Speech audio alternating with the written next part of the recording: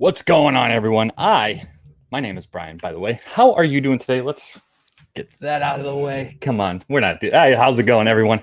Everyone in the chat, how are you doing today? Man, all of you guys are here already. This is beautiful. I am Brian, as I mentioned plenty of times before. This is Club Stadia channel, but today we are introducing episode 0 of the Stadia Initiative. And I'll be honest, I was just planning to do like more of a casual style stream today, kind of bring in a couple of my buddies, but you know what? Here we all are. We are all here today, and we're doing episode 0 for you. And let's introduce this awesome panel. I'm the Captain America of the group, I guess, if you want to call it that. But I'm going to go ahead and introduce the Thor, the Hammer, the Thunder God, Mr. Stadia Dosage, Mr. MM2K. What's going on, man? What's going on, man? It would help if I unmuted my mic. Yes, this is Thor. How's the line go, Brian? When they needed us for the battles, I've had too much to drink. Anyway, I'm here. This is going to be a fantastic show. You don't want to miss this. That's awesome. And introducing next, we're going to go with the Black Widow of our group, Miss Meg, Megatron X. How's it going, Meg? Hi, guys. How are you guys doing? Hey, Meg. Hey, chat. Next up is the Hawkeye of the group, Mr. Germani, otherwise known as 6'4". How's it going, Germani? There was an idea. Yes. Yeah. He remembers his lines. That's what age will do to you. What's up, y'all? What's up, It was chat? easy. And of course, we have the Hulk of the group, Smash, Mr. Eddie, Stadia Player 1. What's going on? Yo. It was that. And of course, Mr. Stark, the godfather of Stadia, as MM2K likes to call him. Chase, how's it going, man? There you go. I'm just playing. I had to wear the glasses for full effect today.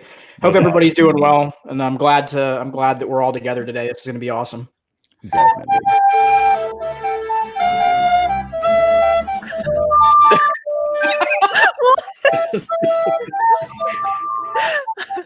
Sorry, I had to do it. Oh my god! Wow, Eddie. I was like, That who's was playing, microphone feedback for a second. I was like, oh shit. I was like, who's playing the wood over there, man? I have no idea how to respond to that, to be honest. And if you go on YouTube, it's Avengers Team Sheet Student. Oh, yeah. That's funny. Man, there's too much going on in chat. I don't know if there's anything you guys wanted to highlight immediately, but hello, everyone. How's everyone doing? Hope you all are doing just well today. So let's introduce everything here. Let's kind of set the table of what we are going to be doing here today. And I'm not necessarily sure what the actual format will be going forward. So this is more of like a laid back kind of deal.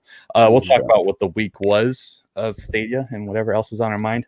But one thing I wanted to do is just kind of have everyone go through their channels real quick. Chances are, if anyone here is in chat, they already know who you guys are. But in case they don't, let them know who you are. We'll start with MM2K. Let everyone know who you are and what you do. I am a content provider, a yelling, screaming one at that. But I'm a content provider for Stadia Dosage, a primarily Stadia review platform.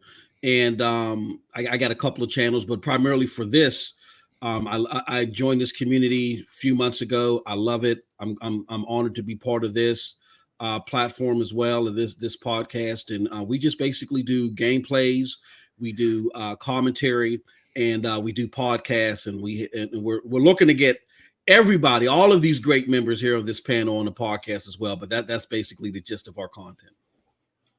Thank you, sir. Meg? So I am a live streamer, I guess, and my channel is now 100% Stadia. I've done a couple little highlight videos, but I don't do like news or anything like that or interviews. I leave that up to you guys, and I just stream games. And my streams have been getting longer and longer, so it's actually been going really well. And I see a bunch of people in chat who have seen my streams already, so I know you guys know what I'm about. But yeah, I basically just live stream Stadia. So are you on quarantine at home too? Is that why the amount is increasing? Yeah, that's part of it. I don't have anywhere to go, so I'm just streaming. Fair enough. All right, Germani, you're up. Oh, wait, stop. I'm sorry. Sorry to interrupt you. Today's someone's birthday, isn't it? Oh, Happy birthday. Not gonna sing. All right, Germani, go on. It's Germani's birthday, chat. So wish him a happy birthday. Wish him a happy birthday. Go ahead, Germani. Oh man, I was just straight to the business. But no, yeah, 6'4", LXIV as people commonly call it, or roll it in your 6'4", right. I predominantly do Stadia Live, which is basically live streaming and open mic. So I have guests on, we chat together, and we focus on the chat and just have a casual conversation as what we're playing. Yesterday we had a lot of nostalgia talk, which was really cool, and just gaming in general, man. It's real cool. So that's what I focus on. I do that Thursdays, Fridays, and Saturdays. But again, since I've been on quarantine as well, it's been a lot more impromptu, a lot more expanding of the show, and so who knows where it's going to go. But yeah, come check me out, man. Beautiful. Eddie, you are up next, my man. I am the co-host with the following sir to my left.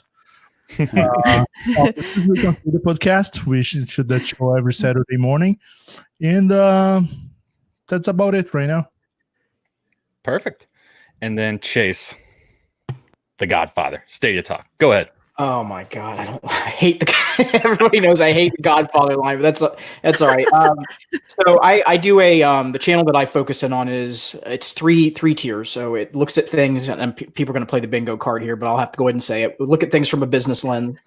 The focus is to try to help provoke thought, and it's also to help educate consumers. And it's all about providing an unbiased view about Stadia and about cloud gaming as a whole. I don't just talk about Stadia when topics come up about Amazon, xCloud, all the services that are out there. We have to compare because competition is healthy. It's a good thing. So that's the focus of my channel. And me, it's this way. Like this awesome man said right here, we do the This Week on Stadia podcast every Saturday at 11 a.m. Eastern Standard Time. And prior to that, every Saturday, I do a Saturday morning Stadia Talk, which is just a community conversation. It's very open, very casual. People bring their breakfast items, coffee, and we just chat. So that's basically the vibe of the channel. Yeah, coffee. I know, man. I know. It's the lifeblood. Yeah. I'm all out. I'm all fiery now. Java. I'm out of coffee. Coffee. So I'm watching the actual stream right now, and I don't know why my video is just so blurry. Hopefully the audio side is fine. So the audio is perfect. Yeah, you sound clean. good. It was clean just a second ago too. Your video. I don't get what's going on. I really don't. Like, I literally have a brand new computer next to me now. And I gotta say, you are in love with that mic, though. By the way, that is hilarious. He's just like, he was just petting the mic. All right. So as a part of the introduction, everyone always talks about right at the beginning, what are you playing? We're not doing that. We're gonna go with what are you watching? So what are you watching, Eddie? What are you watching lately? Oh shit! Different. I'll tell you. Okay. I've been watching a lot of. Wait, I'll try to point right, but I can't. This lady right here. Yeah. I've been watching her streaming. Me. I've been watching a lot of YouTube streamings on gaming. I try not to watch so many things about COVID-19 as I already am aware of everything. Please stop spamming. And I also watch Germany as well, but usually the time he's live streaming, it's kind of hard to me as well. Yeah, to be on that time. Fair enough. Speaking of Germani, what have you been watching today? Or lately, rather. Yeah, definitely streams, whatever. Yeah, definitely. I've been trying to catch up with a lot of different content creators I hadn't been able to, since I have more time.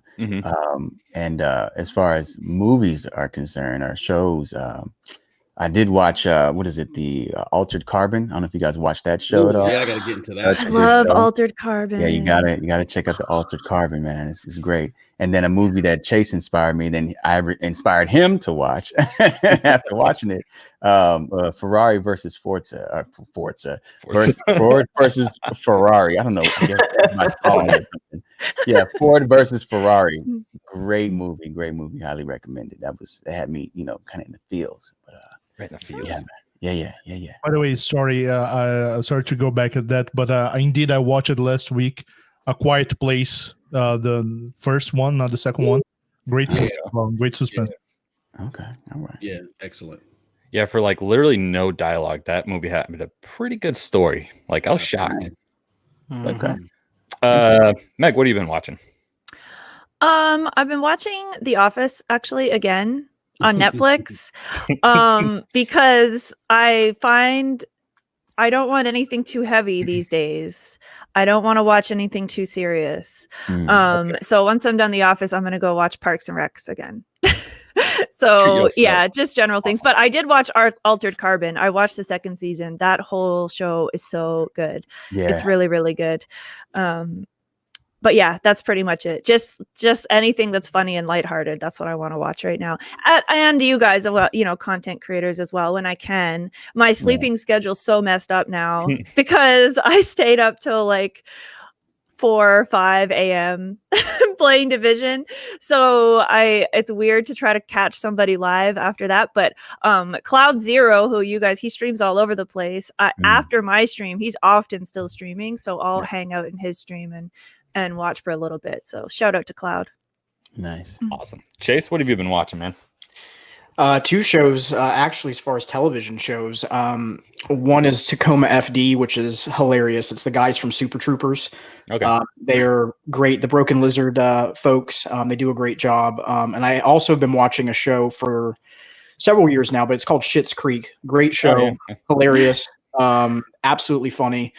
And beyond that, as far as YouTube, content, the one thing that I've been really frustrated about is that YouTube has not been sending out live notifications for live streams. And I have missed a lot of folks unintentionally because I just don't know that they're on. And the only way that I actually find out is I have to go through Twitter to see who's posted a link.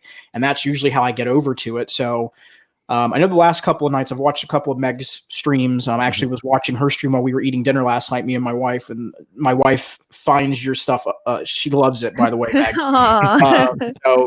But yeah, we were watching a little bit of that. Stadia Weekly 1, I actually jumped in his live stream the other night, talking some nostalgia and some stuff. And a couple other folks, but again, it's been tough because of work. Work has been demanding, and every time that I want to pause for 5 minutes just to boot something up, it never happens the way that I want it to happen. So I'm a little bit behind, man. I'm backlogged. This is kind of the first time in a long time that I kind of feel bad that I've missed so much stuff and not caught up with everybody. And it pains me because I really like to see what's going on in the community. I really do. I try to be invested and involved and kind of just, stopping by everybody's streams, and God, it pains me, man. It really does. MM2K, what have you been watching? As far as gaming content, I've been watching everybody here. Meg, Germani, because I suck at games, so I try to watch these guys and gals and try to see how to aim. Thank you for Meg. Meg dropped by one of my streams, and she must have said, "This guy's pathetic." It's like, all right, goodbye, see you. Yeah, but no, everybody. There's some great content. Everybody here on this panel. We also have Link TV. Link does an amazing job. Ashes, that mob crew in Division. Oh my gosh, if you're not part of it, then you better join it. Get mob, baby. Now don't say that to Meg though. Don't say that to Meg. Man. We gotta have a clan war. Yeah. Trash mob in the building, baby. Even though she just stepped into, Hey, Meg is so good. She's her own clan. She's her own clan. She got her own clan. Yeah. But as far as TV, I did want. It's interesting that we're talking about this. I watch a lot of weird stuff. I'm a big kid, so I've been catching up on some anime. I've been watching a show called Devs. Very weird show, but I love it. Me and my wife love it. And another show that I've been watching, which is just side-splitting insane to keep you from going crazy, because you realize there's crazier people out there in the world, is The Tiger King. I love it. Oh man, I saw The Tiger King. Oh my god! Last night. Yeah, I was waiting for it. Wow. I figured someone would have put that on their list, but I've not watched that. Yeah. You watched it? Have you ever watched Crazy? My Hero Academia? Oh yeah, I watched that. I'm What was it? not the What was biggest it? fan of this season, but yeah, I watched. Yeah, I watched that. Oh, what was the show? My Hero Academia. Oh, okay. Or Boku no Hero, as they call in Japan. Yeah. Oh, okay. That's Cool. that's deep. I'm clueless about that show. Yeah, I have no idea. But I mean, yeah, just like you guys, I've been watching all you guys when I can. 12-hour shifts suck. So if you guys don't work 12-hour shifts, keep it that way. I don't recommend it. It's not good for the soul. That's right. But when I get time, I watch the Clone Wars because they got the new season coming up and That is right. try and get through that. But other than that, I really don't have much time to watch too much and then try to do stuff here and then play games and try to catch up to you guys in the division because you guys are like already 85,000 levels from me. Like, you're so far ahead. I think I'm playing the Division 1 at this point. Like, Get to the chopper, You'll catch Brian. up. Get to the chopper. Yeah. all right. So the first thing we're going to do, so the Stadia Talk starts now, and I'm not trying to see our name chase, but the Stadia Talk starts now. I believe his name is Stadia Escape on Twitter. He wrote an article on his website talking about launching base right now during this whole situation that's going across the world. Now, I've heard this from both sides that they should do it because everyone's home, but I've also heard the impact that it has on the internet infrastructure. So I want to get your guys' opinions on the pros and cons, or which side of the fence you sit on when it comes to, is now a good time to release it? I don't think they're going to release it right now, but that's not the point. The point would would this be a good time for Google to do it, or would they face like a serious amount of backlash? Anyone want to start, or should I just popcorn this thing? I'll take it first. Okay. I don't think it's a good idea, and I'll keep it very simple. Is Google has already been in some instances very public about the fact that they are allocating resources with their servers to different entities to try to support with COVID-19. And part of that is going to take away resources from cloud computing. So we're already seeing network infrastructure right now being impacted. If you go on to Reddit, if you go onto Twitter, it's not happening to everybody, but some folks are running into internet drops, where they're playing Stadia, they get booted out, they got to come back in. Right. So, this is a perception issue, because if you put, let's say it's Joe down the street and you say, hey, here's base, try it out, and this is the experience they get, the mind isn't going to gravitate to it's because the internet's hot garbage right now because of the pandemic. It's going to be Stadia is not good. Right. And we saw that, I don't want to drudge this up, but we'll get into it. But the digital Foundry thing kind of plays into this, exactly that point. Yep. So that's just my 2 cents on it. I don't think it's a good idea right now. And I think they were planning to do it between March and April. And then it clearly seems like they're being very mum about anything to do with that. You've heard no mention of it, even as an undertone. And I think that's intentional. Yeah, absolutely. Have any of you guys had any trouble playing Stadia lately? I have not. Yeah, just the only time I've ever had any trouble with it is when I'm trying to stream. Those are the times I will have trouble. But Okay, I've seen here Duncan was mentioning in the chat saying I'm having issues, not big ones, but there's some. I did have some issues playing Stadia lately, of skipping frames a little bit, but occasionally. And I think it's due to this whole situation we're having and the number of users in the internet. Myself, I didn't feel it in terms of quality of streaming, meaning all of the streaming services I have at home. I have Disney Plus, Netflix, YouTube, music, and so on.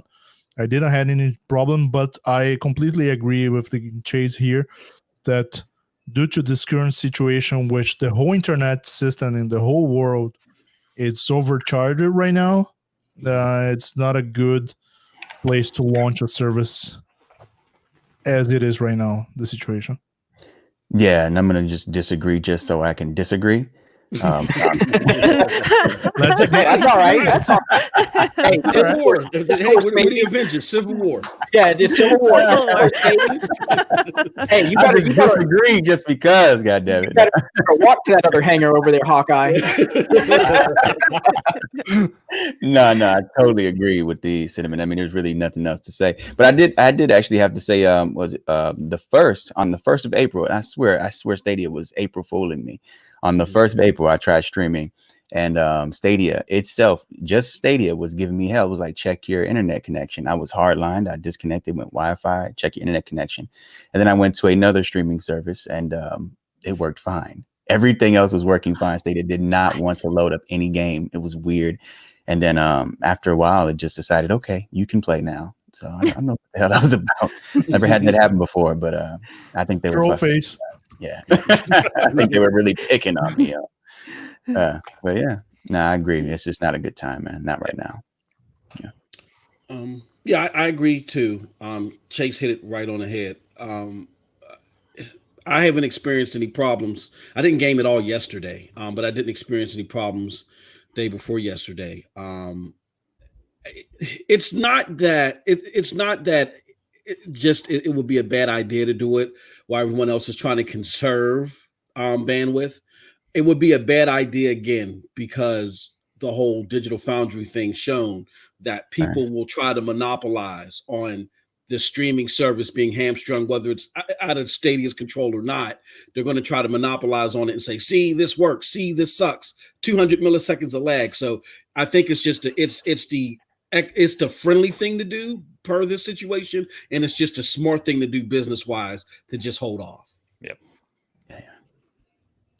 I mean, yeah, I would absolutely agree with all that because I mean, yeah, everyone's home, and I think people would absolutely use it, but the backlash they would get for doing so is just not worth the trouble, and that's not a hill I think you could ever climb back up, because it's just people are always going to remember that you took advantage of that situation, and that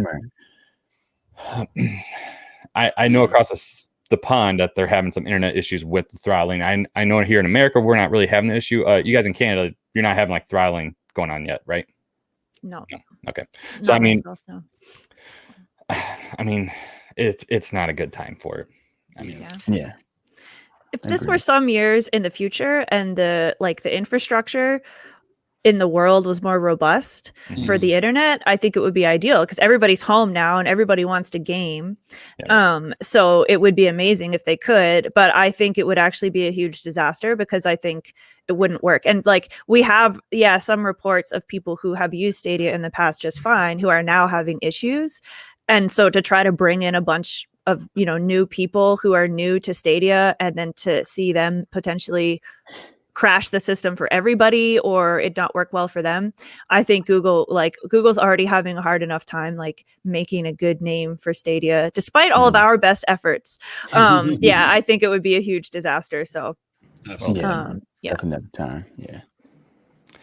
Yeah, I saw that over yesterday, I think he posted it, and I was like, that's a very good debate topic, but I figured there, been a little bit more of a, I don't know, but I think we're all in the same camp because it just wouldn't make sense. And we all know the kind of backlash they've received, not necessarily backlash, but the issues they've had with their perception within the public, whether it's just the general gaming community or YouTube content creators that are far, far, far bigger than us that are kind of putting the bad word out there. But I would agree. This is just not the time to do it. And I mean, do you guys have any predictions on when we might see it? I mean, I'm thinking it's hard to do that now.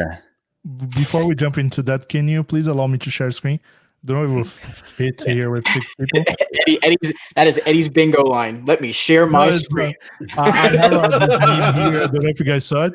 So YouTube will now default lower resolution streams on US Stadia. Oh God. Oh shoot. There we go. Left you. Captain, what did you do? You kicked Hawkeye to the other hangar. What are you doing? Oh, that's awesome. Oh man. All right. So predictions time, right? So let's go with when you think it'll be announced first, because I'm gonna go with like around when E3 time would be where they're going to announce it, because I feel like we would know at this point where. What is When E3 time? What's that? What is E3 time? Because E3 has been canceled. Well, I know, when it would take place. So like late May, early June. By the way, E3 has been canceled or postponed? Postponed. Is it postponed? Really? Well, it's canceled / postponed because there's rumors going around that they're going to try to do a digital event, and that's very similar. They say that date. That is true. Yeah, that is right. Yeah. Everybody's going to try to do a Nintendo Direct, huh? Yeah. So here's what I'll say on this one.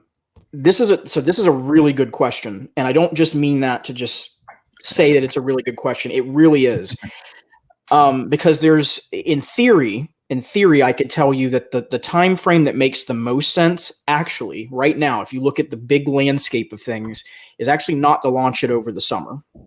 It actually makes more sense to wait until we get closer to the quarter 3, quarter 4, which is where they could really hit home the advertising versus what I do believe is going to be a vacuum. I'm not buying for a minute that Microsoft or Sony are going to be able to fulfill production for consoles. Right? Sorry, Eddie? They did confirm that they'll be releasing those platforms. Both of them confirmed that it's going to be available at holiday season.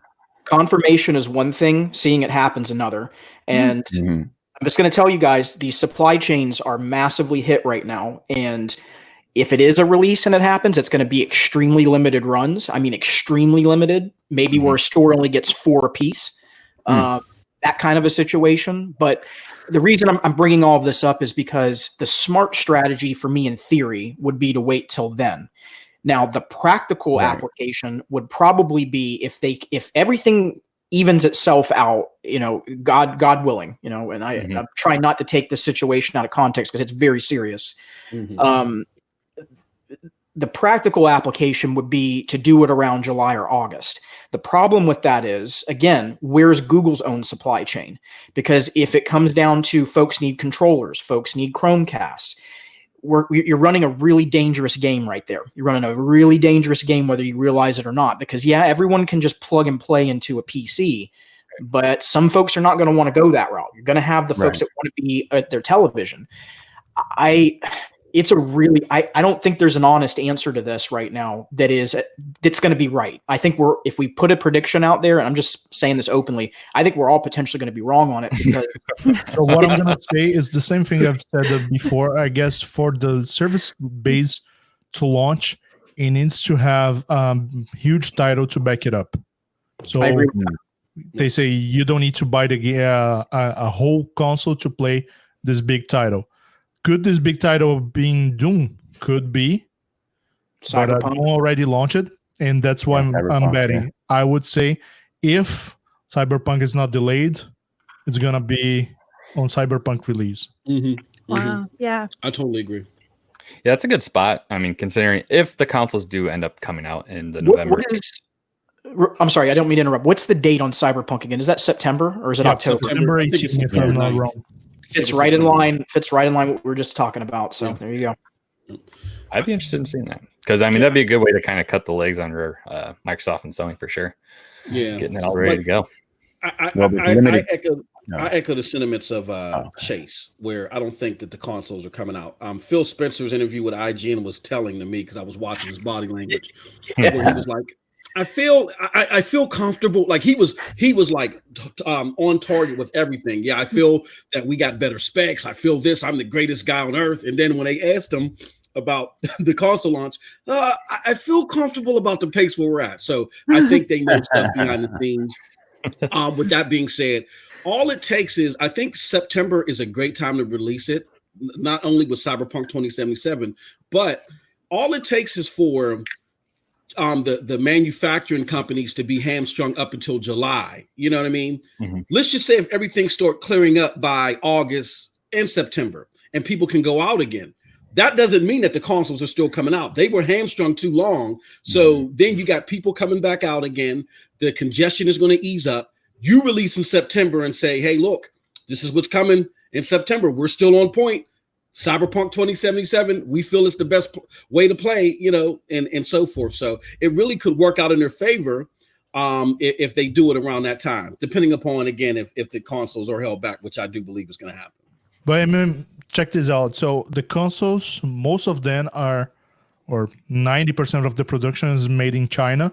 Mm-hmm. And China right now is coming back to normal. But after that, of course, as Jason was saying, you have the logistics, so you have all of the supply chain. Right.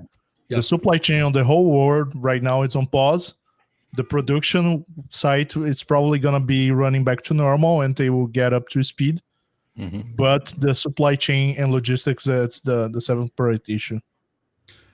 I see the reason why, and this is me with my tinfoil hat on, right?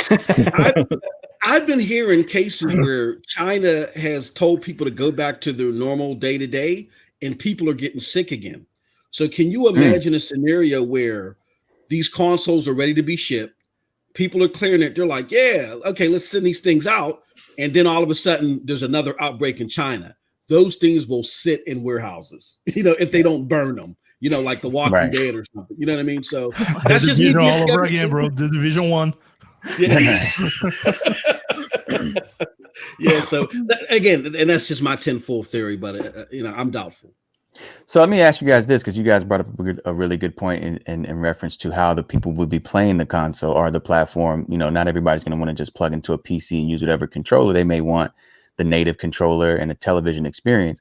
So I haven't seen any personally. When do you guys think, or if you haven't seen them already, Google will be releasing to retailers a Chromecast Ultra controller bundle? Because they got to do that at some point, don't you think? I mean, they've got to make that easily available. Well, if you remember the whole Stadia launch trailer, it was a guy walking into a store Right. and asking, "Do you have Stadia?" So Exactly. you Yeah. can imagine at Great some point point. that will come true, right? Yeah, Great when's point. that going to happen? Yeah, I- because that's the only way really is going to be that accessible. They got to sell something to people, It would make the most sense to have it ready when base launches. And yeah, you absolutely need that in store so people can just walk into a Best Buy and pick up an extra controller, pick up a Premier Edition, whatever the case may be, so they can just get ready and go, start playing. Go. Exactly. Let me throw something in here on this real quick, and then I want to give some auction because I don't know if Meg wants to jump in on this too, just to give her thoughts. But one thing that we do need to remember, and this has actually been covered by Robbie Payne over at Chrome Unboxed, and I want to throw this out there again, and I think Eddie knows where I'm going with this. The 4th generation original Chromecast that goes up to 1080p was designed with Bluetooth Low Energy. And for the folks out there that may not know what BLE is the same tech that is on the Chromecast Ultra. Why is that important? The Chromecast Ultra BLE technology is the communication method between the controller to the Chromecast. To when you press the button, it wakes up the Chromecast to say, "I'm here in the room, start the Stadia instance." That exists on the regular Chromecast. A lot of folks out there are thinking that what they're going to do when base launches is they're going to lock 1080p where you can lose. You can use the normal Chromecast with a Stadia controller. That will open up a lot of opportunities. So I just wanted to throw that in there, that is something that is potentially on the horizon that could be happening. I don't think that they should do that because those old Chromecasts don't have an Ethernet port. And most people's Wi-Fi routers are in such a poor state. That's the very first thing that I ask people when they come to my channel or leave comments and they say, "Oh, Stadia lag, this and that." And I say, "Well, what's your setup?" And more often than not, they say, "Oh, Wi-Fi." And they say, "But my internet is 100 megabytes down, so it should be fine." And I say, "Yeah, but do you know how much speed you're losing over that Wi-Fi connection? Like all of it." So if Google, the distance between it, if Google does that, they're making a big bet that people have a healthy enough Wi-Fi system in their house and a strong enough router to run the games that they probably can't. Like I upgraded to get the Google Wi-Fi, but my old router that I got from my internet company couldn't do, even with the Chromecast Ultra, it was not a good Stadia experience on that Wi-Fi. So I think having that Ethernet port is so essential because people don't want to have to upgrade their routers just to have a good experience. And to release base on those old Chromecasts with a Wi-Fi experience, I think they really need to make sure they're bringing a high quality product to people. And I'd like to see the bundles come into stores in time for Christmas, because then you're going to have parents and grandparents be like, oh, like this is reasonable price. They may not really understand what it is, but it's a gaming console for like way, way less than looking at a PlayStation or Xbox. So then you're going to have family members who aren't tech savvy and don't know how to go to google.store.com and make a purchase, go to Walmart or whatever, and just pick it up there. And so I think that would be, I think that's the way forward. Perfect point, Meg. Yeah, I agree. 3,000% with you, or like Iron Man would say, or Iron Man daughter would say, I love you 3,000. But 3,000% I agree with you on that, because that's a scenario that likely will happen during the Christmas season or the holiday season. Okay, it's time for a new console. I have this one for $600, I have this one for $500, and I have this one for less than $200. Yeah. One thing with the original Chromecast is they do have an Ethernet adapter, and I had to go and just look real quick to make sure that it exists. So let me show you guys this. I'll be right back. I'm gonna check. Okay. He's like, you know what? He's got a real world scenario for you. No. Well, Eddie. Hold on. Let me. Because You said an adapter. That's the key. It's not that it's part of the Chromecast. So what I think will have to happen. Let me show you guys this, guys and gals. 1 second. Here we go.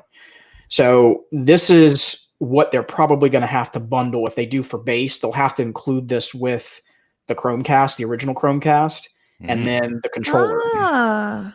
So this would be the way to work around that, because then you can run Ethernet to the actual original Chromecast. Now without it, you're right, Meg. You only have the HDMI cable and the micro USB for the power, basically. See, the tough part is with those newer Chromecast, they're supposed to have like 5 gigahertz band, where that should not be a problem. The issue that you run into, though, is exactly what you pointed out, Meg, is that if someone's not running a Google Wi-Fi point like I am, or not running a state-of-the-art Netgear router, yeah, you potentially could be running into problems where even if your Wi-Fi is strong, you're going to have a poor quality experience because the bit rate is not great. It's basically bottlenecking the internet connection. So Eddie's gonna come back and be like, there isn't one, look, and we'll be like, yeah, you left too quick. He immediately got up and left. Like it was like instant. I got this. But no, that's a good find, Eddie, because they could say, okay, base, and if you need it, here, get this adapter or whatever. So yeah, that's a little bit more reasonable. I could see that working. Yeah, and it's only $15. Yeah. I mean, it's not like it's a a huge purchase price. And what they may even do, listen to this. This might be the best strategy for them. And I'm being Google, if you're listening, this is the best way to do it. If someone already has the existing Chromecast and they just go buy the Stadia controller, and they elect on the purchase that they don't have the adapter, give it to them for free. Yeah, give it to them for free. Just throw it in. Absolutely. I mean, he went for another Corona. He wasn't looking at anything. That was an excuse to get away. I saw that. Get away. You ran too quick, Eddie, because you didn't see what I was going towards. I heard it. I still heard it. Oh, you heard it. Okay. But yeah, there's nothing. I saw the comment about the adapter, so that's okay. By the way, my son, I have just on this conversation of routers and etc. I have here at home the Google Wi-Fi router. I know it's not everyone who has it. It's just to have the optimal experience, and it's a very good router. And right now, my son is watching on his room Disney Plus on the Chromecast Simple, not the Ultra. My wife is in the living room watching Netflix on the Ultra 4K. I am streaming with you guys here, and I have 100 meg downloaded internet. I could either play Stadia here on my phone absolutely with no problem. Nice. Shout out to Clive, man, for the donation there. Yeah, big up to Clive. Yeah, Thank what's you. up, Clive? So what? Oh, thank you, Clive. Come on, man. Shoot. Well, thank you, man. I appreciate that. Well, we appreciate that, rather. Can I throw this out there? Do you guys think, because those are all great suggestions, do you guys think that it's paramount that along with maybe activating the lower tier Chromecast and including the adapter and all that great stuff, that they need to do a rebranding before they release base? In what sense? Yeah. Like to get away from the 10.7 teraflop thing. Oh, yeah, absolutely. Oh, Oh, yeah, absolutely. No questions asked. They Major need to go marketing and all that. Yeah. They need to get away from the P's, the K's. They just need to say this thing has high graphical fidelity, leave it at that, and focus on what sells the platform. Convenience. Cost and convenience. That's Yep. it. Yeah, just go ask Yeah. any random gamer on the street what the hell a teraflop is. If they answer you, then I guess they prove you wrong. But the point is, it's just They'll too answer you, but they'll still prove you right. Trust me. Mhm. They're like, you don't know what a teraflop is. Okay, yeah. Exactly. It's too inside baseball, and the goal for Google here is to try and make this appeal to the casual gamer, right? Exactly. So Absolutely. tell them about teraflops. Who? What? No, come on. Just tell them it looks good, and you can Because play it Jamani anyway. brought this up, which was a great point in one of his streams earlier this week. We keep comparing to the Xbox One X, but it's the least saturated console on the market. Right. The most saturated console are the Slims and even the S. So let's be more relatable to that casual market that we need and say, hey, look, we got great 1080p gaming at 60 frames that you're currently not getting, and wait to talk all this 4K teraflop bibble babble when you can truly compete, when you got your 8K and your 120 frames per second. You know what I mean? Yeah, and when it really matters, when the platforms that are saturating the market at that point are actually doing that. But the PS4 base and Xbox One S, they're not doing anything like that. So that's not really the conversation or the narrative out there. Yep. Yeah. Yep. Well said. All right, let's go ahead and move on. That kind of really, I don't know how we got from talking about COVID-19 all the way to that, but here we go. We're the Avengers, baby. We're all over the place. Fight all battles. Okay, so the next thing is a little bit more of a That they positive. never could. They never could.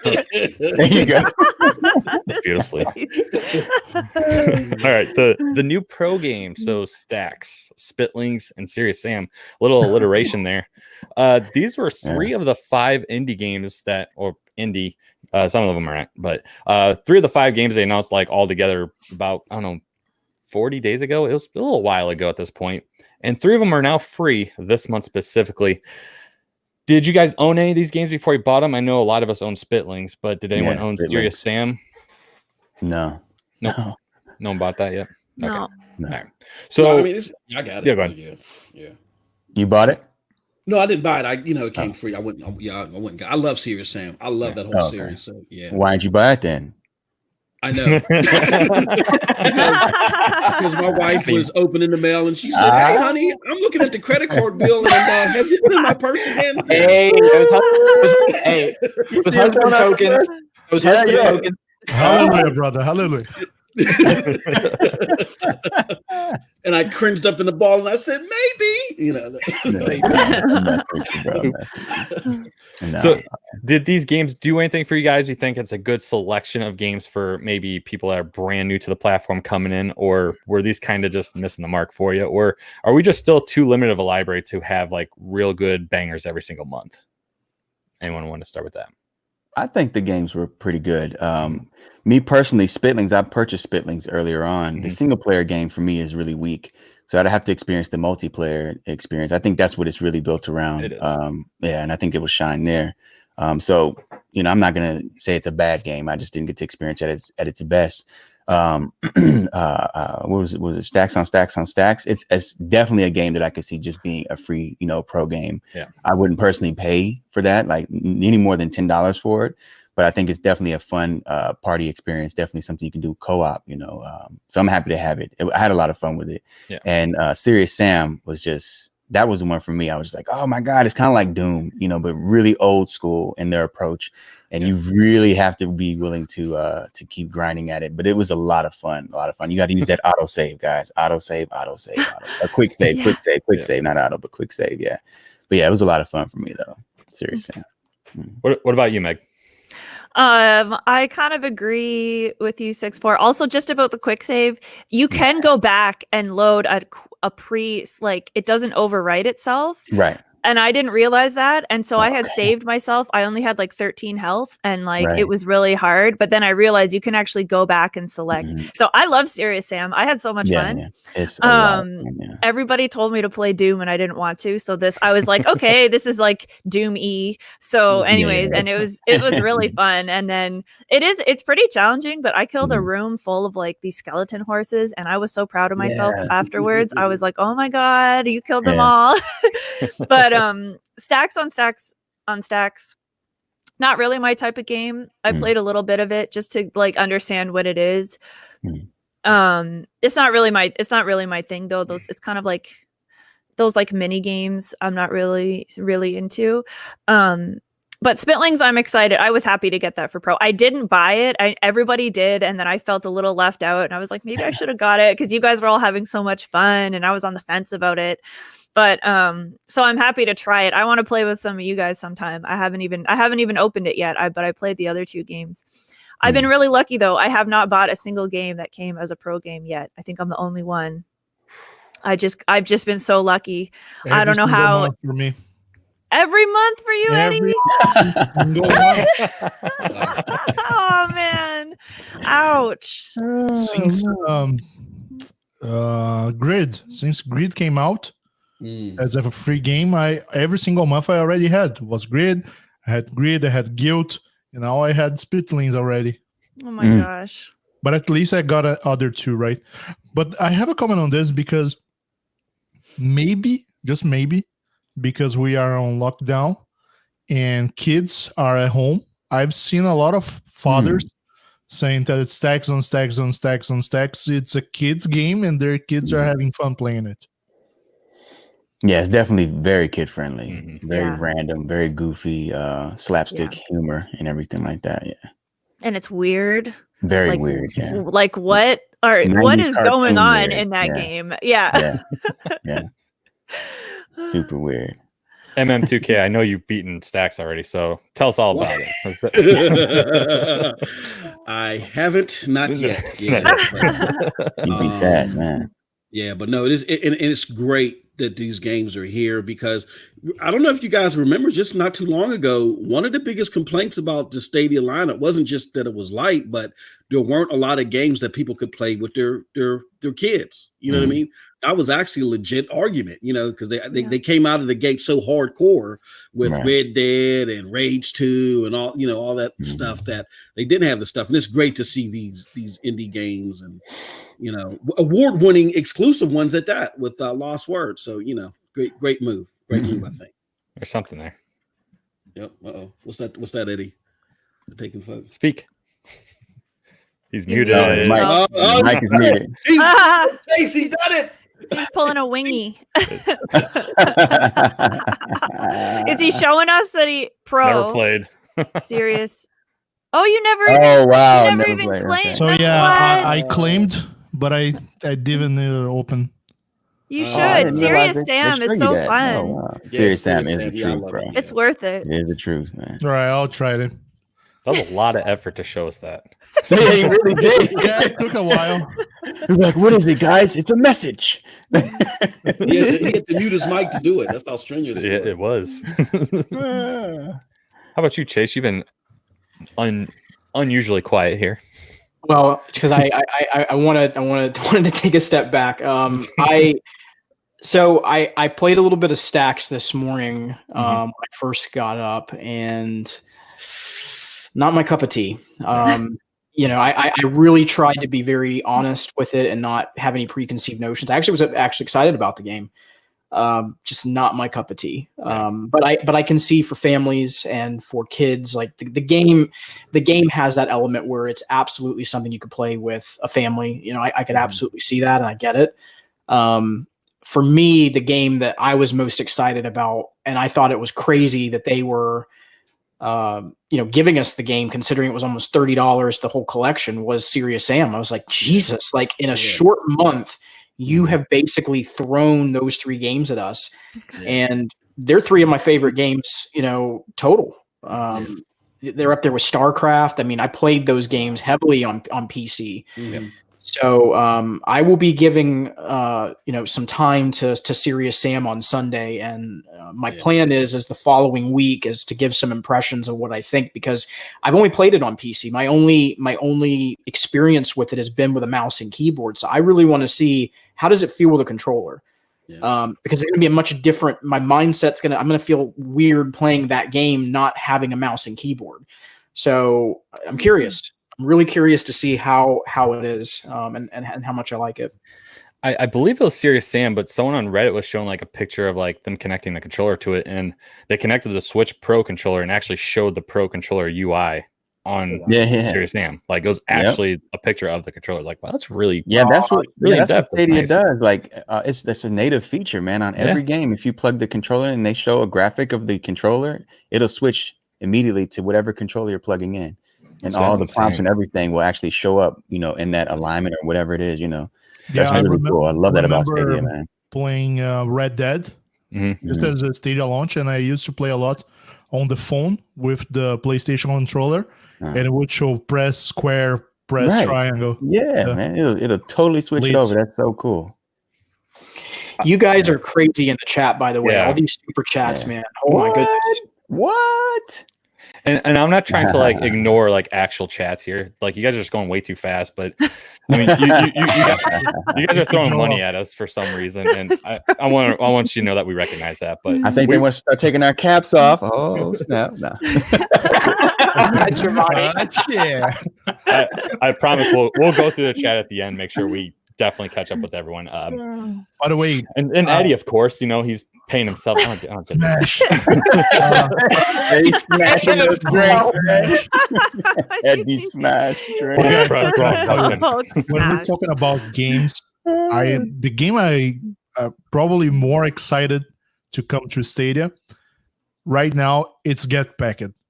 My God, that game looks so much fun. Oh yeah, that does look a lot of fun. Yeah, and there was a few trailers already. There was a premiere the other day. Now that has another, what's it called again? Well, they did another video showing 1 minute of the gameplay, and there has been an interview with one of the developers of Moonshine on the Google blog, and I feel it's coming. It's coming soon. So that game, with all of the aspects of co-op, you said multiple times. You remember me of Overcooked, and I had so much fun playing Overcooked. And I heard that was really good. I feel it's going to be a huge success on Stadia as well. That is something that I've said it a couple times before, is highly missed in gaming. The couch co-op. Germani and I were talking about this the other day about, we were kidding. And of course, please do not do this at home when I say this, but back in the day, somebody would grab the controller when they weren't supposed to, and they get smacked when you were sitting on a couch. But in all seriousness, the couch co-op element with friends, you just can't explain that away of what that type of experience was then versus now. We're so removed from being at our friends' houses. Like I can tell you so many stories of going over to a friend's house with the Dreamcast and playing Power Stone on co-op, and literally sitting on their couch, and somebody would lose, and then somebody would get a pillow to the face. It's just stuff like that. It brings back those fun elements. And again, ladies and gentlemen, do not do that at home. Right. Tony Stark says so. Tony Stark says so. Yeah, this has brought it all back right here. Nintendo, with the least powerful console, brings that couch co-op back, man. That fun multiplayer, family and friend fun, man. Talk about it, Germany. I was trying to play one of the hardest games ever, Cuphead, on that thing. Oh, yeah. Man, me and my wife, she gave up after like 10 minutes. No, enough for me. I haven't. I don't even think I've made past the first level. I'm intimidated by that game. It's official. Yeah, it's official. Wow. Yeah. People say Dark Souls is hard. It's because they never tried Cuphead, and they didn't try it. Supercross as well, right, Mac? Oh my God. The Dark Souls of fight games racing. So this is actually a good segue. Do you guys have any last comments on the pro games of this month? Yeah. We all good?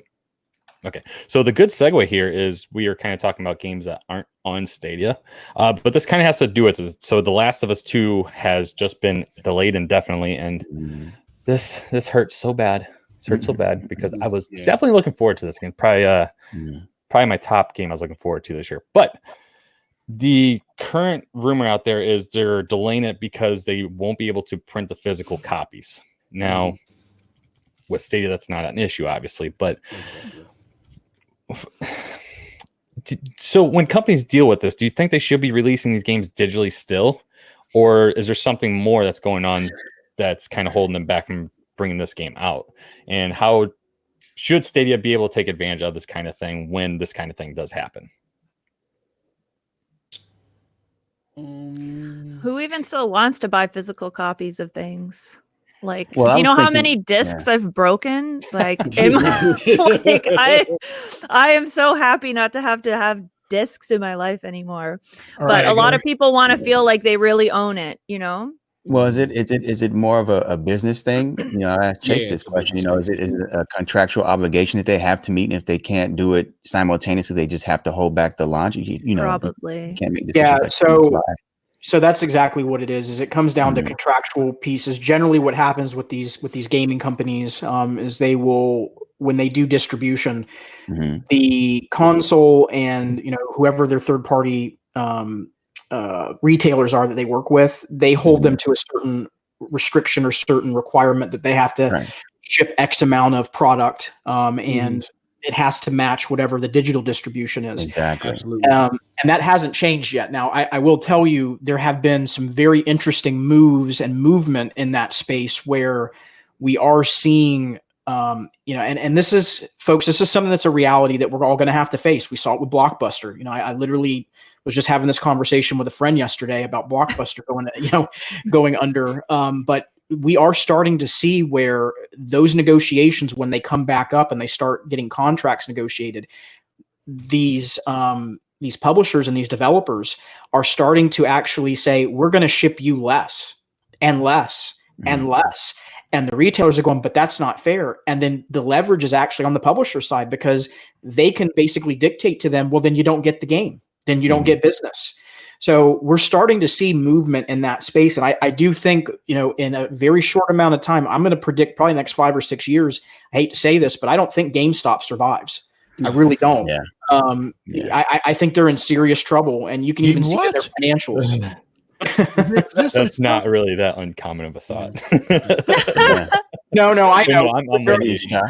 Yeah, there are some people that are still saying that they think that that's not going to happen, and it's like you got to look at the trends, man, and look at the financials. They've been struggling. The only thing is, like, a lot of people have. What's that? Oh, yeah, Reggie fees may be in there, might help a little bit. No, Reggie fees may be in there. Is just him collecting a check. Easy money, Yeah, easy money. Yeah. But the general belief is that Xbox and PlayStation going with another optical drive in their system pretty much saved GameStop for another generation. So, I mean, we'll see. I mean, this whole situation going on right now might be a huge hit to them, and I'm sure it will be, but it'll be interesting to see. But there's bigger chains, though, that sell these games, and they do a better job at discounting. Like Walmart is a killer when it comes to launch. Exactly what I was going to say, yeah. So they're still in trouble because they don't sell anything outside of that space to keep them, from losing in that area. They're gonna fall. Best Buy does the same thing now. They've become competitive. Target started doing deals recently, and even bundles where they bundle another game with the game purchase that you buy to try and to they're competing they're competing to match sale prices as well. So GameStop can't keep up with that, man. It's a wrap. For those that may be confused still, like, because this was a discussion point on other podcast I was on earlier this week. Like, why won't they just go full digital? The thing is that the reason why that digital prices are the same as physical prices is because of those deals that Chase spoke of earlier.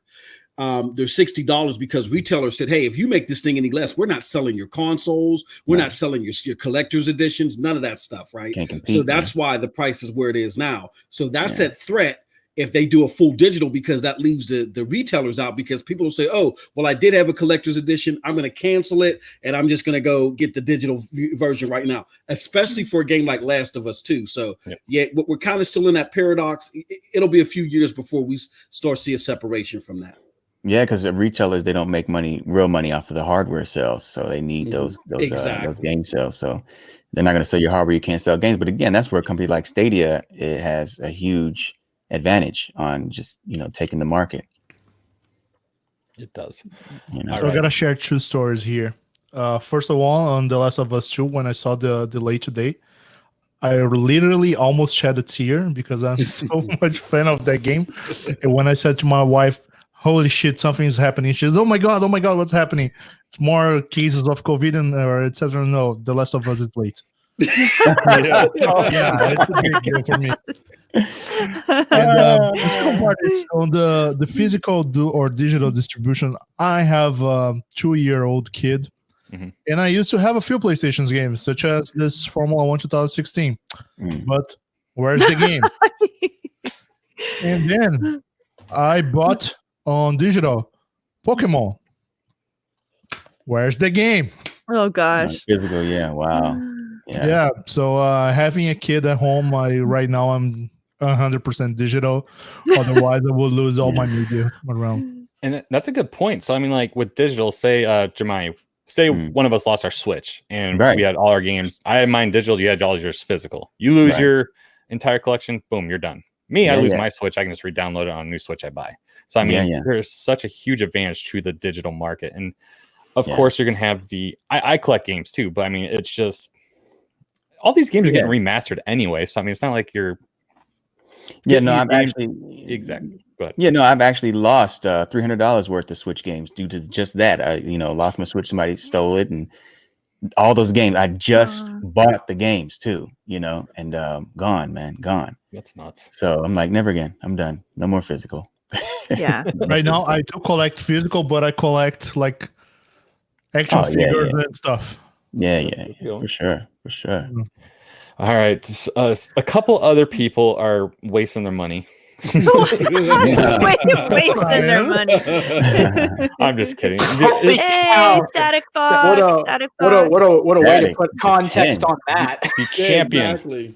of the Mortal Kombat tournament sent $10 to all of us. That's awesome. Nice. Appreciate that. And then, of course, Sir Duncan, the future community manager of Google Stadia, sent us 3.99 pounds. And the investigative journalist. Ooh. He Right did. on.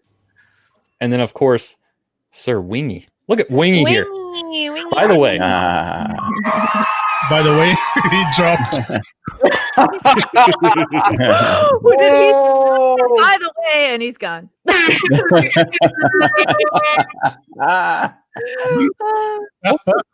back. hopefully that fixed my camera, but I don't know. It just randomly. cut me Captain, out. language. Yeah, I swear. Did I? No, I'm just kidding. Wingy, thank you. What I was going to say, shortly after we finish up here, I believe they are starting at 2:00 my time, which is 3 about p.m. 50 minutes from now. So definitely check them out after this. And Glory, Wingy, thank you for the 10 pounds, man. That is awesome. Yeah, it's very kind of you, man. Thank you. Definitely. Awesome. All right, let's get rid of that banner. Bam. All right. Next up, the new game announcements. These were dropped yesterday. I mean, I don't think anyone expected them, but let's go ahead and bring this guy up because I am prepared for this one. Maybe I'll probably pick up the wrong one. Oh yeah, I got the right one. All right, let's start with Gunsport. Nice. Anyone interested in Gunsport? Yes. 100%. Yes. That's gonna be crazy. Well, I'll just play this in the background with a little mute action going on. But I can say show them get game. I mean, yeah. let's ask this question first because this is going to be a question. Kind of skipping a little bit there. Of course it is. I'm just going to pause it then because whatever. Okay. Anyway, do you guys see these being pro games next month? I hope so. Because that seems to be the MO for Stadia to release some of these indie games and include one as a pro game at some point. Yeah. And a lot of people have been kind of apprehensive to buying stuff now because they're like, well, you just launched this and now it's free next month. So I'm like, should I even spend my money on it? But I mean, this game looks interesting to me. I think it's got like it's a sport style game. It's kind of like volleyball, they said, and you're kind of shooting at it. It's almost like an amalgamation of like SteamWorld Heist, the way that plays with like the shooting mechanics. And then I don't know what else to kind of throw into that mix, but it's definitely a different game for sure. Yeah, I think Stadia. If you want to check my share. Blink. Stadia. No, Yeah, good sound effect. Things you can hear. So I mean, that's kind of this looks like madness, yo. What I was going to say just a moment ago is that I think Stadia Weekly is exactly right. This reminds me of an 80s retro arcade game, man. Like as soon as I saw this, I was like, oh, please. Yes, I want to play this 100%. Yeah. It looks dope. It looks absolutely amazing. Yeah, man. And I don't know if you guys saw this, but Microsoft, they're kind of in limbo with this game in particular until sorry. Just watch me. I'm talking now. Okay, Captain. Okay, right now. But Microsoft was kind of like, kind of sitting there with nothing to do because they really kind of hit a point where they just couldn't afford to make the game or whatever the case may be. But Google stepped in and kind of said, hey, here's a couple dollars. So I'm going to guess of these games, that one's going to be the one that might be a pro game. So they might have thrown them a couple extra dollars to say, hey, we're going to put your game up for free on our platform. That'd be dope. So, I mean, yeah, I definitely welcome it. I'm excited for it personally. It looks really fun. I like that there's a team aspect. Ever since Spitlinks came out and I saw streams where like 4 of you guys were all playing Spitlinks together, I was like, this is really fun. Like, this is what I think we need to have. We need to have a lot of like engagement and multiplayer games come to the platform. And I also noticed about Gunsport that the gender balance is very equal. Each team is a girl and a guy, and one team is actually 2 girls. And I really like to see that because there can be an issue sometimes of games being male dominated with the characters. So I was glad to see that Gunsport was like really even in terms of genders on the teams. Yeah, right on. Yeah, I'm excited about that. That looks like a good game we can multi-stream. Yeah. For sure. We'll have someone with a better upload speed do it because apparently my upload speed is just absolutely terrible. So, I mean, anyway, moving on. We got Just Shapes and Beats. This is, I mean, just from watching it, I have no idea what the hell's going on, but I'm definitely. I agree. What's going on? Everything, I was trying to watch the trailer. I was like, I see the guy moving around, but I'm not sure like in what kind of sequence or what his actual plan strategy is. So, I mean, does anyone have an idea, or am I the only one here just still interested anyway? Yeah, it's definitely a rhythm song, that's for sure. Yeah. So it's kind of one of those games you're gonna have to play to kind of get a feel of what they're, it's hard to unless they got the rhythm coming down the screen and it's like a tap tap tap, which is clearly not. It's hard to demonstrate that just through a trailer. So hey man, it looks like a lot of chaos. Give me Parappa the Rapper and I'm all happy, man. Oh man, for real. For real. Watch that be the launch title of PS5. 8K. All right, I'm pulling up Brian here. The connection is messing me up. You're not the only one. You jinxed yourself, Eddie. I feel good. Let us know when it starts working. Go ahead. This one, I had the chance to play it before. Really? It's on Switch, right? Sorry? You played on the Switch? No, I actually played on an event I went. Oh, okay. The guy was there. He had like a huge projector on the wall playing that game. It had an element of 4 co-ops, up to 4 player co-ops. What? How could you play 4 people on that? It is kind of a Thumper style game. Oh, okay. But when we need to move it according to the music, but I don't know if it was because of demo just on the game on the event, but the music was like oh my god, proprietary music like Guns N' Roses and some. Oh, that's cool. Oh, okay. So is this the guy, Eddie, that you talked to that was a little skeptical about Stadia? That was the guy. Yeah, wow. I remember you talking about that. Yeah, okay. Eddie gets the credit, man, for this one. Yeah. Was he the Business Insider source? No. So in November I went to it's not gonna open. I don't know why, but in November I went to an event here in Montreal on games development, and there was this guy here from Berserk Studio, and I was going over all of these indie developers and asking, what's your perception on Stadia? And specifically this guy, he was kind of skeptical at the day I spoke to him. Maybe during the 3-day event, his mind changed. But he was kind of skeptical because he didn't know how revenue format was gonna be on Stadia. So at the time, he was That makes sense. kind of skeptical. No, Google convinced him. Yep. By the way, it's just on that event there were Google persons as well there from Google that maybe or maybe not they were gonna talk to other developers, and also those guys specifically here from this studio, they are from the city as well. So although it's a kind of a small big city, people talk. That's why when people who joined Stadia Studios recently kind of worked together in the gaming industry before. Okay. That's cool. And then you still with us? Oh, sorry. Go ahead, Mike. I think they said there's over 40 tracks from chiptune and EDM artists. And I was really happy to read that because everybody doesn't like Thumper, but I actually thought Thumper was pretty cool. But it's like the same song with the same rhythm for the entire game. And I kept playing and playing, thinking like, all right, they're going to mix up the music.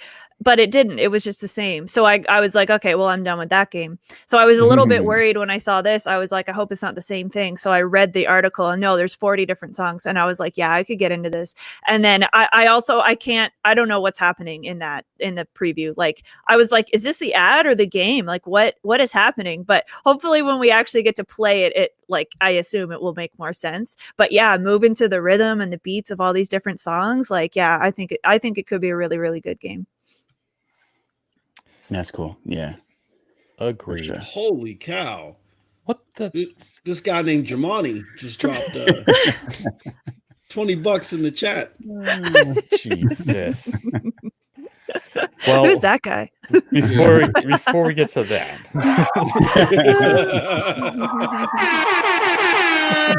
Hey, Oh, yeah, and then Stadia Swords.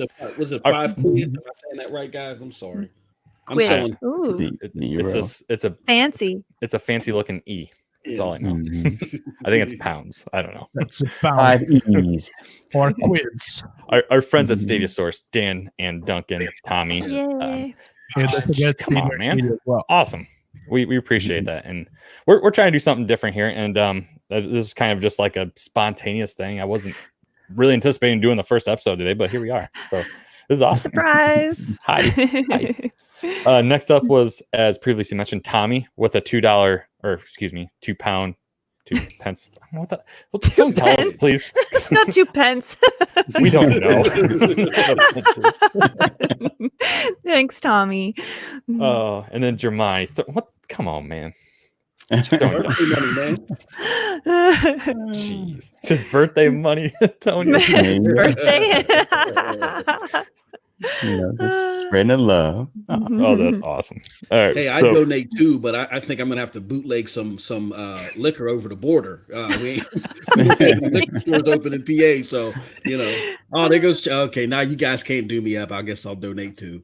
Come on. I'll just drink some corn. Break husk. yourself. Break Yeah, yourself. I'll drink some corn husk. Who's this Chase Fourth guy? Wow, Chase. Bring the fifth. I want to say something real quick while we're in here with Meg real quick is I wanted to donate to your stream last night, but I've canceled all my PayPal stuff, and I was like, man, if there was another option, I would have so tried to give money, but PayPal, I don't even want to get into it, but it was a mess, and I had to get all my information off of there. That's fine. Services. Just coming and chatting and hanging out. That's all I need is just that kind of like support from you guys and gaming together, of course. That's where it's at. That's where it's at. And that's all we need here too, guys. You guys are crazy, all right? Because Captain Skidmark's not to be outdone here. Also $5. Skid marks, yay! I think skid marks in a minute. Okay. Back to the talking here, I guess. So predictions for the month of April, whether it's games, features, just outside news in the world of Stadia cloud gaming. Do you guys have any special predictions coming up? There was a good question from Antonio a little bit further back up in the chat. He asked, what do y'all think about Amazon? And I do think that this is something we're all going to need to, again, we're all going to need to brace ourselves for. And again, I'm not trying to scare folks. I'm not trying to get folks worried. It's the reality of competition. What we do know is that they won't be launching this year, at least from the sounds of it. It looks like they are going to push back their launch. But as we predicted, as we've thought, they have been working on Project Tempo, which is their cloud initiative. And it is very much focused on mobile networks. It's not what we view as the traditional cloud, which would be Stadia. They are focused more on the deliverable of folks being out amongst, cafes, Starbucks, wherever they may be in their lives, because 5G, ultimately the plan for most of the providers is that you will get truly unlimited data, truly unlimited, no data caps. There's not supposed to be any throttling. All that stuff's supposed to be removed. We'll see if that happens in the US, but at least as far as the world is concerned, that is the end goal. So they are heavily investing in that, and their trajectory. Stadia Rocks talked about this. Shout out to Adam. They are not going the traditional route. They are focused on their own games and delivering those titles, which is a very different type of strategy, and not one that I even saw coming. I thought they would be more third party. They would try to partner, but they are doing some very interesting investments in game development, very interesting developments. And one thing that we can't forget about is they are leveraging Twitch. And Twitch is a very strong platform. And I'm going to say this again. There's folks out there that are coders. They have familiarity with AWS, but the cloud infrastructure investments that Amazon has made in regards to AWS are very, very good. They are putting in serious work behind the scenes that folks are not noticing and picking up on. This is going to be something we're all going to have to watch, and Amazon will put pressure on all these other competitors, whether it's Stadia, whether it's xCloud, whether it's Sony. And the one thing that I think they're definitely going to do now, this is certain. I'm almost 95% positive on this now. They will include their service as part of Prime. If it had been that they were going to do third-party games, I think it would be an upcharge. But they will include this service as part of Prime, and that is a game changer. That is going to change everything. And it's going to put pressure back on all of these companies to have to adapt. Yeah. No. What about the games on the service? That was my next question, actually, is kind of going with what Eddie was just saying. So let me add on to that. Do you think it'll be pretty much just Amazon only games, or we're going to see Activision join, EA join, 2K? It's just going to be Amazon strictly. No. I think this is a smart strategy. I think they've seen the backlash that Google got. And what they're saying is we're doing it in a reverse approach. We're going to put our games out now, get people to adore our games, and translate that over to our streaming service. So if they do that, I think these companies will be more likely to join them after the fact, because they'll already have exactly a positive reinforcement. You know what I mean? So, and this is only going to force this. And what this is going to do is this only means great things for us guys, because Google isn't the number one company in the world because they're idiots. They're going to see this and they're going to say, look, we're going to have to put the pedal to the metal. And even though we may not have our first party stuff ready, we're going to have to throw a whole bunch of money at some good second party stuff, period. You know what I mean? So get it out there sooner rather than later. So, it's a smart move by Amazon, and hopefully it'll cascade to better things for us. Yep. Oh, yeah. Competition is healthy. Yep. So bingo. Damn it. I didn't mean to do that. All right. So do we have any predictions? We know there's some games scheduled to come out, some that are rumored to be in the spring. I think the easiest layup would be Get Pack would be coming out in April. I mean, yeah, I would be surprised if it didn't. Let me pull this up here real quick. Their Twitter, they've been tweeting like crazy. I think it's at any moment this game they're gonna tell us. Since we've been live, they've tweeted out again Get Packed is scheduled for delivery. They're getting so close. I think that's a cute way to put it. All right, so here's kind of a little list I've compiled. So Orcs Must Die is a possibility. Doom 64 makes sense. Gunsport and Just Shapes, that really would make sense for this month. I mean, nothing really in terms of a big title, but I mean, that's not really the true, and it's not the case for pretty much any console right now. So I mean, the ones I've highlighted pretty much I expect to see this month. Orcs Must Die is another one. So same with Doom 64, in my opinion. Yeah. Do you guys think the features will be joining us? So like the wireless support and the Google Assistant on web? Because those are still missing too. I think they held off on those, by the way, and they kind of gave us a little bit of a clue in the APKs that came out. Not that they intended that to happen, but we have some awesome investigative folks in this community that just breaks things down so well. I think they were so close to getting out mobile support for the controller as well that they just said, let's just do it all in one shot. Why deliver one and then in just 2 weeks deliver the other? Let's just do it all together. And use that as a springboard, almost as like a goodwill strategy, if you will, of look, we actually beat what we said we were going to do. Now, the only problem is they promised that we would get it by the end of the first quarter.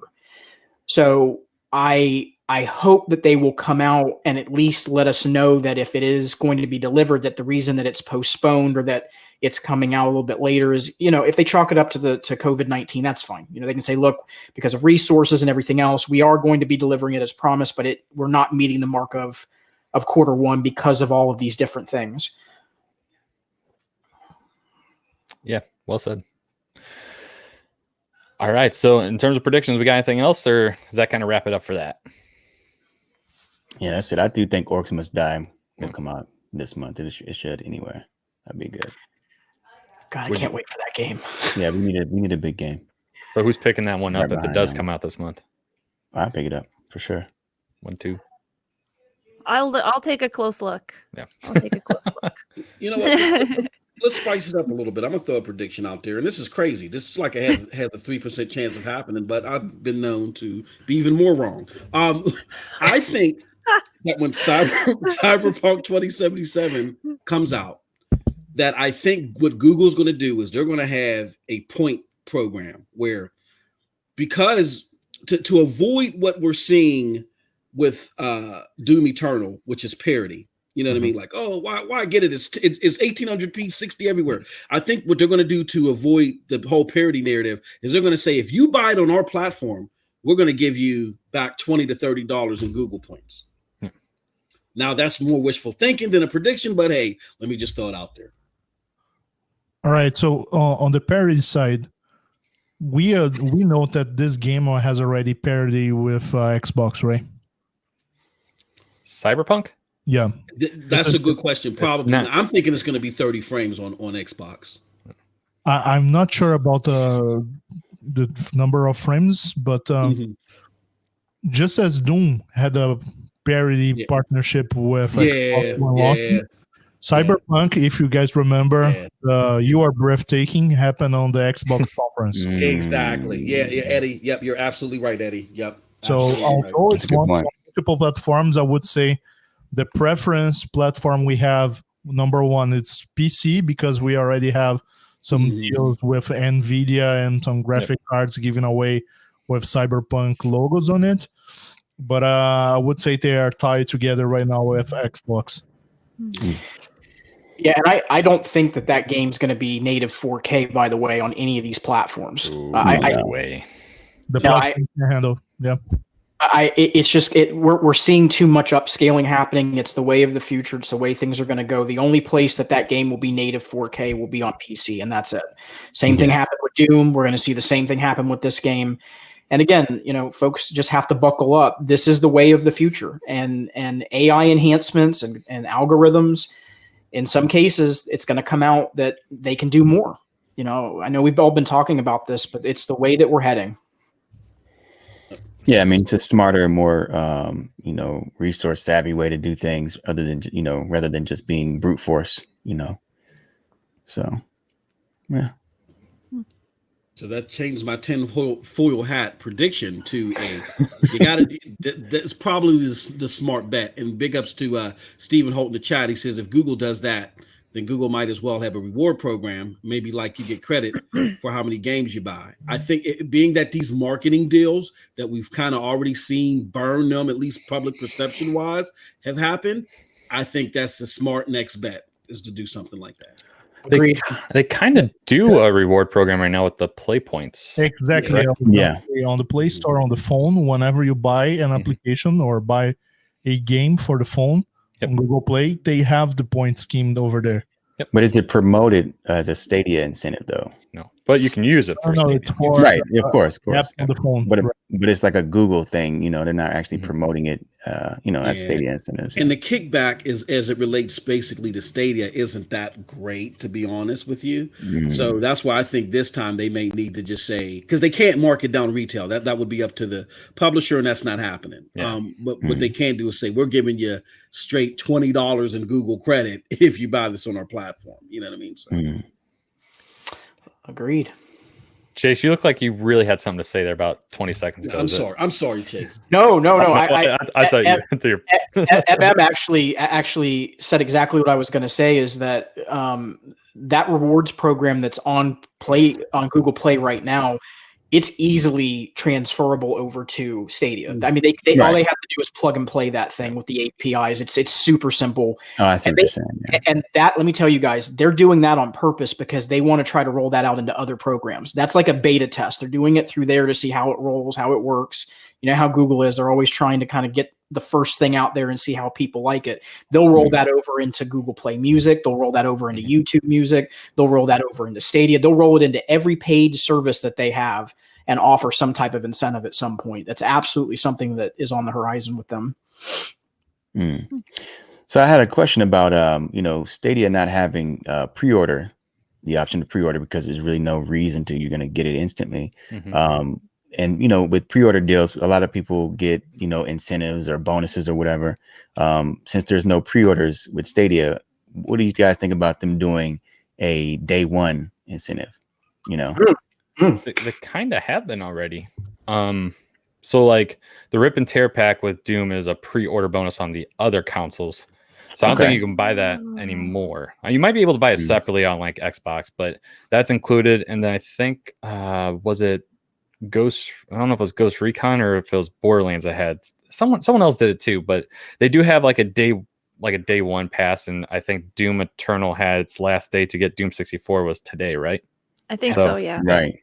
Yeah. But I believe pre-orders is actually something that's been kind of like discovered within, I don't know if it's like data mining or something like that, but there is a pre-order supposed to be coming. Oh, And really? I believe so. Wow. Oh, okay. But I mean, I think it just work like, any other system. You just click buy now and just it'll be ready as soon as it unlocks. But right. Okay. All right. Yeah. All right. Cool. So do we want to talk about Doom, or do we want to wrap this baby up?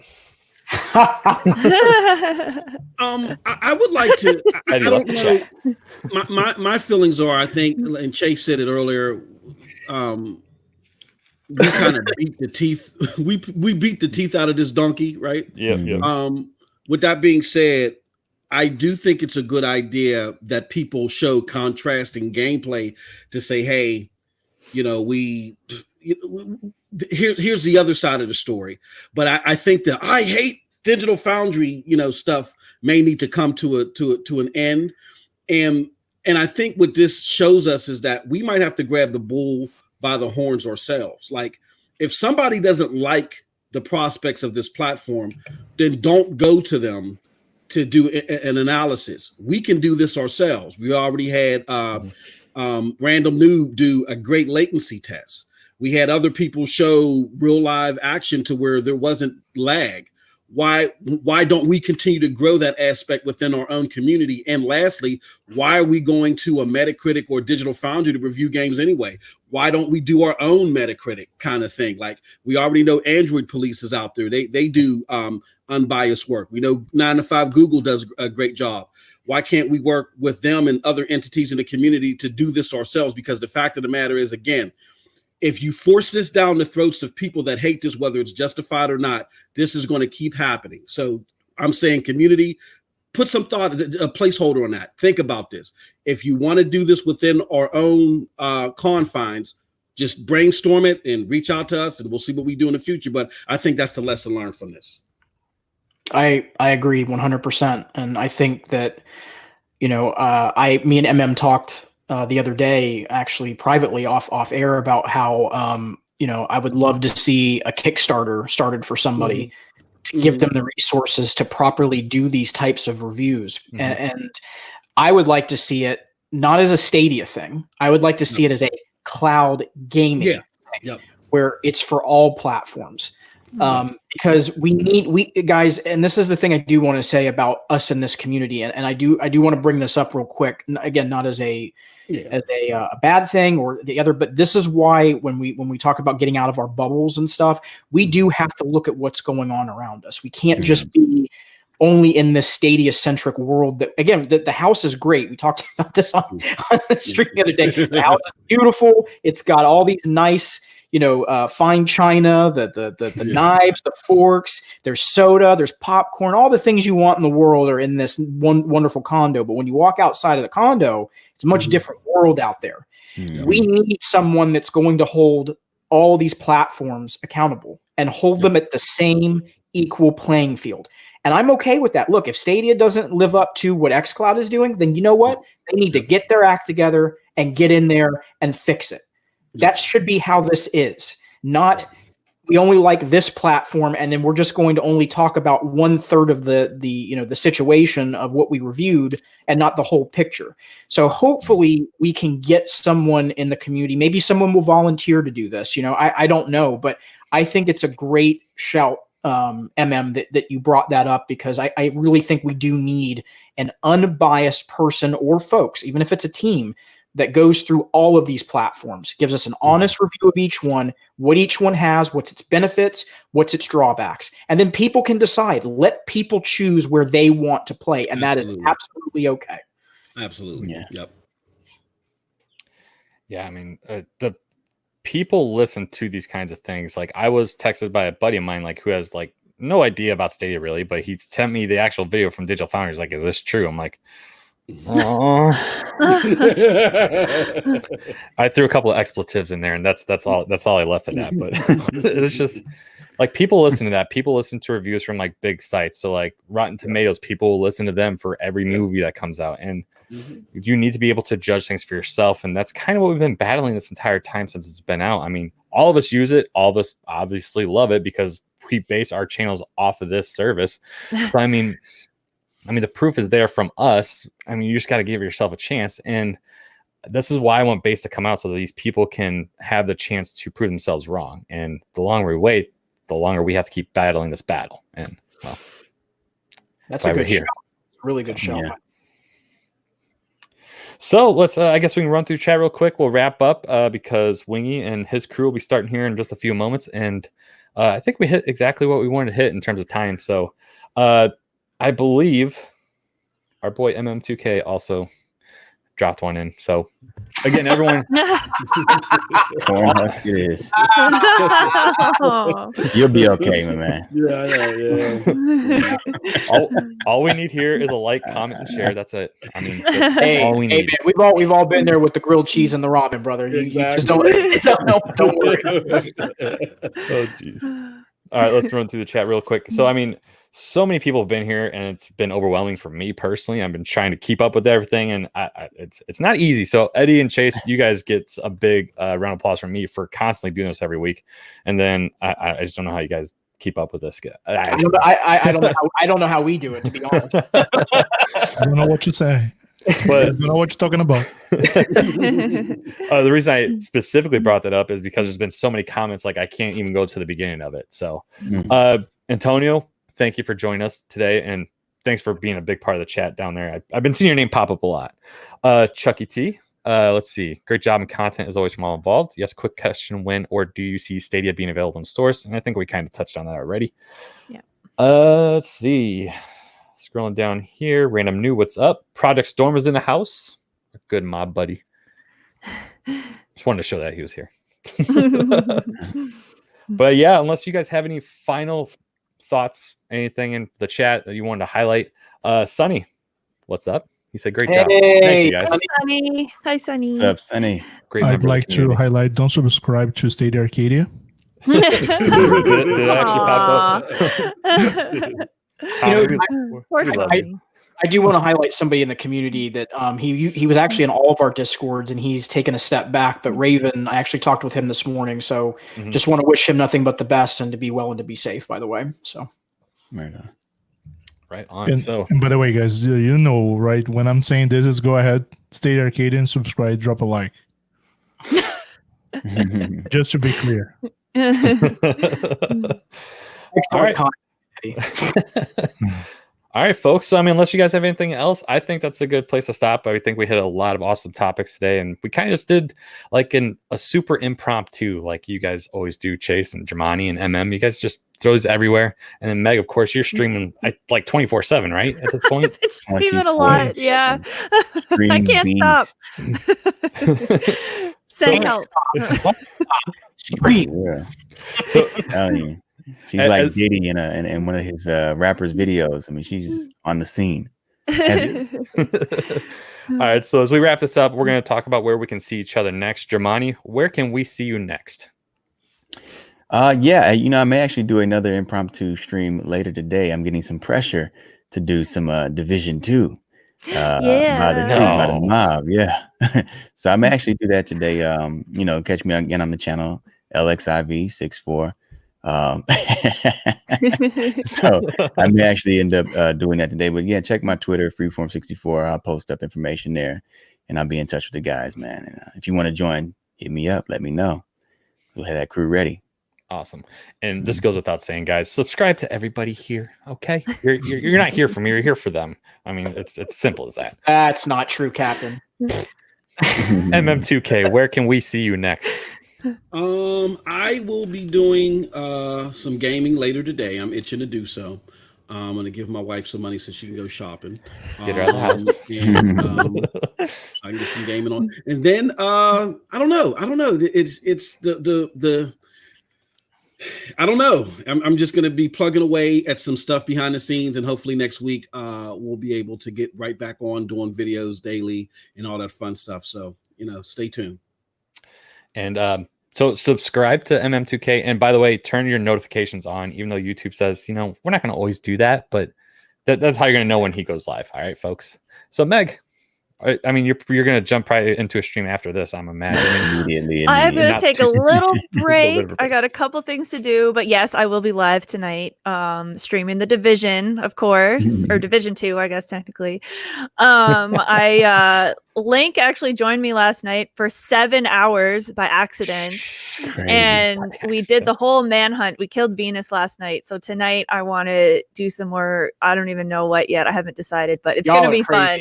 It's going to be fun. I had to get up, like, this was at 2:00 by time. I had to like get up in time to make it. Like, it's embarrassing, but yeah. So you guys can catch me youtube.com/MegatronX, and do turn on notifications, because I don't really have a set schedule. Like I do like a day and a night stream usually, but like the times are just variable because, like, you know, life is just, you know, got to do stuff. And then my Twitter is _Meg_Atron, and follow my Twitter as well for like fun retweets and news like this podcast, stuff like that. So yeah. And that's usually, if YouTube fails, that's usually we're going to find out immediately if someone's going live. So it's good stuff. Germani, what's your Twitter handle so people can find you there? Oh yeah, Freeform64. So that's the number 64, right? Yes, actual number. Or you can put in LXIV, the Roman numeral, as well, and you'll find me that way. Yeah. And then MM2K, let everyone know where they can find you on Twitter as well. You can find me at MM2K, or you can find me at Stadia Dosage, where I man that platform myself. But we're gonna grow, and we got some great Stadia content coming. So nice. Eddie, where can we see you next? Guys, you can follow me up at Stadia Player 1 on Twitter, and at StadiaPlayer1.com as well on YouTube. Perfect. Hey, and do you got one of those cases with you that you can show the world? They haven't the cases. Go buy the case. Go buy. Eddie deserves a round of applause for putting those together, man. Yeah. This amazing clip for the phone. And although Amazon, it's not helping right now because Amazon is not accepting me to ship to them. So it's available on Amazon, guys. Just look for Founders Edition on Amazon, and I'm gonna find it, and then I'm gonna ship it to you. Actually, I have already had shipped it to UK, had shipped to Netherlands, Canada, and a few states in US. Wow. Yeah. It's limited edition, by the way. I made it about 150 units, and they're going. And that's the founder's logo, right? Yep, Yeah. that's the Founders logo here. That's Beautiful. dope. And here on the zipper has this unique logo. So Oh, Very nice. nice logo. That's and awesome. it fits the controller perfully. Boom. That's It awesome. doesn't Look at come with that. controller not included. well said, sir. Nice. Hopefully that blue one. But, yeah. Good I call. really Good love call. the clip for the phone, and by the way, it comes with the USB cable, so you plug it here and here. Oh, But look at that. yeah, this clip is awesome because it stands. If you want to leave it standing, it stands. That's awesome. Yeah. All right, Jace, where can we find you? Okay, so you can find me over at youtube.com/Stadia Talk. As all of these fine folks have said, the best thing to do to stay up to date as far as content, turn on the notifications, put it to all, because YouTube's algorithms are just a mess right now. You can follow me on Twitter. Twitter.com/Phantom UFC fan. And also, one thing I don't do a really good job of promoting is my Discord. And I actually really encourage my Discord only because that's actually how I post up content as well. So if you want to stay up to date with what I'm doing, when I'm going live, I'm pretty active in there about, when I'm doing things. We have an awesome mod team in there that does a phenomenal job. Those guys are just great. They're great individuals. I can't sing their praises enough.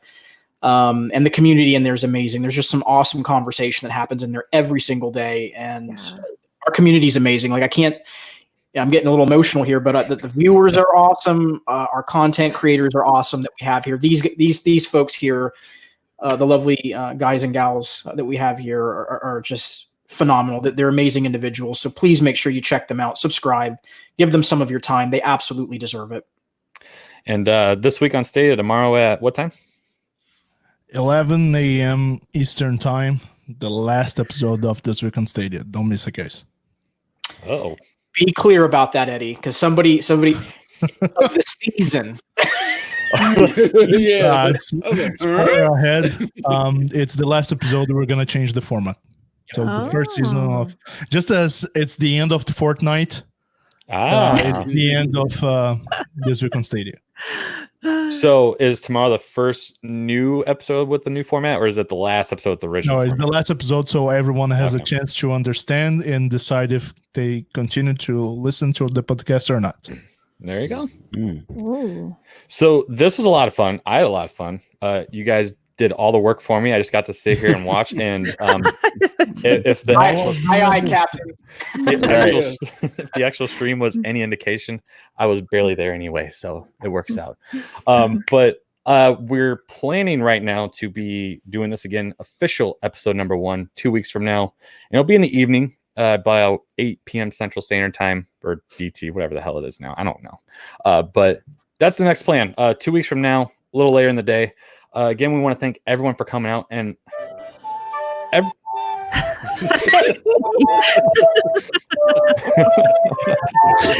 Oh, man. Stop it.